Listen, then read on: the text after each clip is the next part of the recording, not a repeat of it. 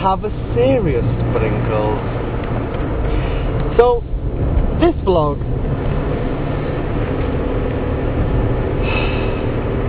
so by now you all know that Mrs PalmOliveSoap and I are going to have a baby soap.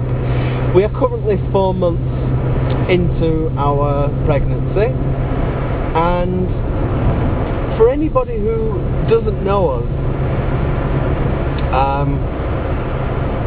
we live in Bulgaria. My wife is a Bulgarian lady, and I'm 37 years old, she is 35 years old.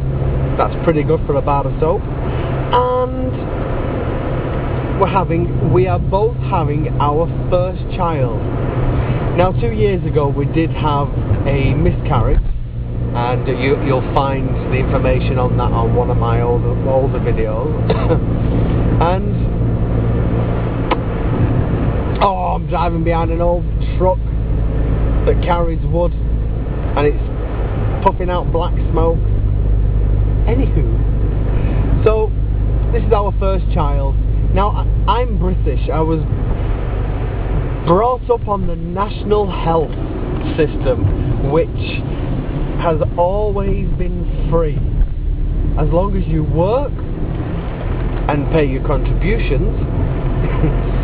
And secondly, if you don't work, then you are signing for some kind of income support, and it's also free.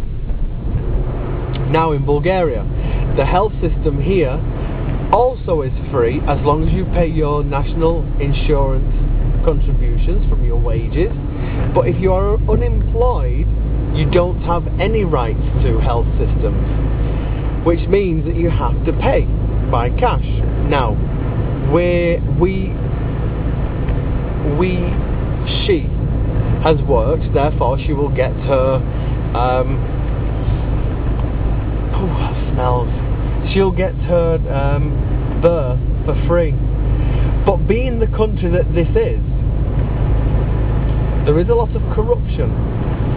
Now, we are led to believe that if it's a natural childbirth, then the medicines for this and the treatment is free. But should she need one of those sunroofs putting in and the baby coming out, is it called a section? Then you have to pay. There is a fee.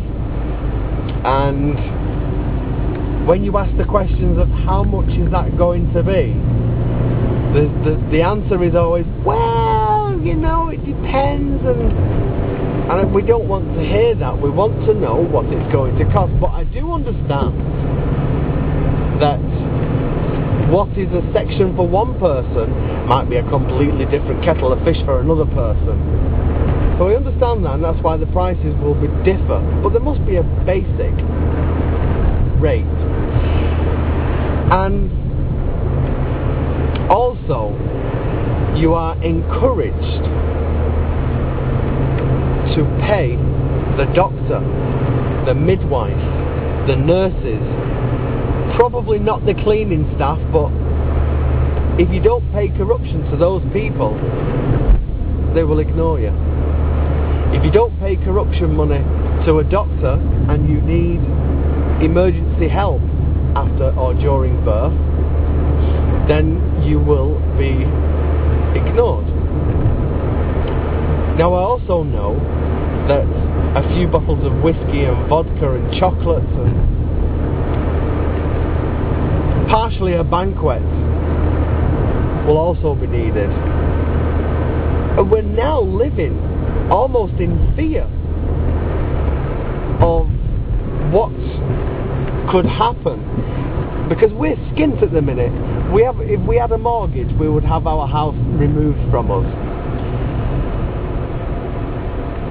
We are worried because if those things are demanded, we're up Swanee River without a paddle. So what do? I've got to go back to England, but what if I can't earn enough money to pay corruption and pay for a banquet for half the bleeding hospital?